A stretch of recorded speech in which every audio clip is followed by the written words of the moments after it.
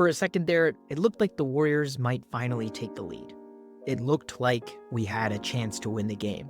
Sure, we were down 10, but then disaster struck. And Jimmy Butler was at the center of what was about to happen. Obviously, the Warriors deal with injuries all of the time, and it's not exactly easy. But when you see Jimmy Butler with the grimace on his face, just looking like, I'm hurt, it obviously takes the breath out of Warriors fans as a whole, and I know my breath was taken. But what exactly was the injury with him grimacing in pain? Let's kind of look here at a little bit of the replay. Looks like Amen Thompson goes right into Jimmy Butler's legs, takes them out from under him, and he falls right on the back of his butt. And he's kind of grimacing in pain, reaching at both of his butt cheeks and also his left and right side. But primarily it looks like the left side is the one that took the most impact as you slow it down a little bit right here as well, just because of the way he fell kind of awkwardly on his butt. X-rays have been negative so far, but obviously this is not a non-serious injury and something that took him out for the entire game. So let's break it down. Let's see what actually was happening and what the Warriors are worried about. So to understand exactly what's going on today specifically, we have to look at a little bit of the anatomy. So right here, the bone that Jimmy Butler likely fell on is the ischium, which is on the back of the pelvis. Now, the pelvis is comprised of a couple of different bones. The ischium is one, and then if you see here, we also have the pubis, which is the front part of the pelvis, and then the big bone that you see on the side is the ilium. And I just want to draw a little bit right here and show you guys what I think happened.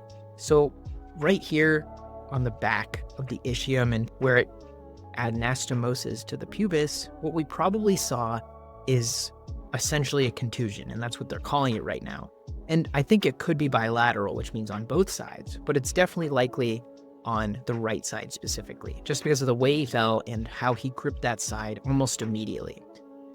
But this is not a non-serious injury, and it's something Jimmy Butler is going to have to definitely watch out for, and is likely going to affect him for the rest of the series entirely. If you see right here as we move this image around, it's possible it could have also fractured that bone, and where it kind of meets the ilium as well, it's important to note that if there was a fracture there, there's no chance of him returning, at least in the entire playoffs. So what do we need to watch out for Jimmy Butler? Well, there's a lot of different types of scaling or metrics that we use in medicine for these types of injuries. And I think the best one to use is the bone stress injury spectrum. And these are two different studies that got presented, but essentially they grade them. All I'll say is essentially a grade 1 is just basically when there is going to be some inflammation around the area and some fluid. And if that's the case, oftentimes players can return in a couple of days. And so he might be able to return to game 3. Now, if you're a normal person, that probably is going to take you out for a week or so, but with around-the-clock physical therapy and medical treatment, it's possible he could come back for Saturday's game against the Rockets. Now, a grade 2 bone stress injury, on the other hand, would likely be at least 7 to 14 days, even for the best athletes, just because there could be edema inside of the bone, inside of that ischial tuberosity, and inside of the ischium and pelvis as a whole. And that would probably mean he can't return until game 6 or 7. Now, this is talking about T1 and T2 imaging, which is a type of thing we look at for on MRIs.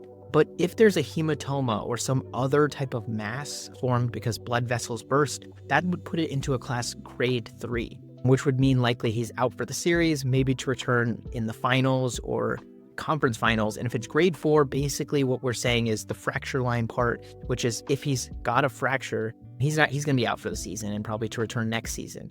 Another important point to talk a little bit about is if he does have that hematoma or he has a fracture or even a grade 2 sprain, he's going to have some lasting deficits and he has a higher risk of re-injury, even with something like a butt pad. And I think that's important to watch out for in Saturday's game if he is to play, even with a grade 1 strain.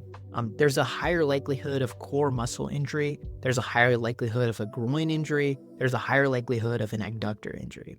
And that's super important to point out because we know Jimmy Butler plays very physical. He's very physical in nature and needs to really watch out for hitting the ground if he is to get a butt pad and get this injury and come back and play. And the Warriors absolutely need that. And so I think this is where we go back to medical treatment and what he's going to use for likely a grade 1 or grade 2 sprain, as current details and breaking news is showing that the MRI so far has been negative and the x-ray shows no acute fractures. So it's likely a grade 1 strain and he can probably come back Saturday.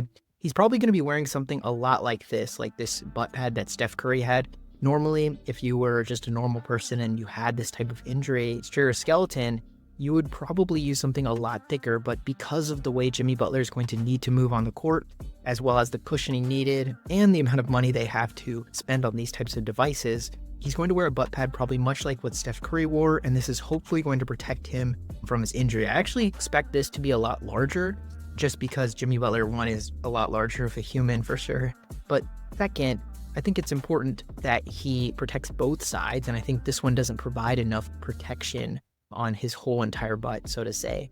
And I think that could really benefit the Warriors. Just because of how physical he is, he's going to fall down a lot, and we don't want him to re-injure that. If you guys like this type of content where we go over the medical history, the medical literature, and everything regarding injuries in the Golden State Warriors, please feel free to like and subscribe. And if you're interested in learning more about medicine, feel free to hit us up in the comment section below. Thank you guys for watching.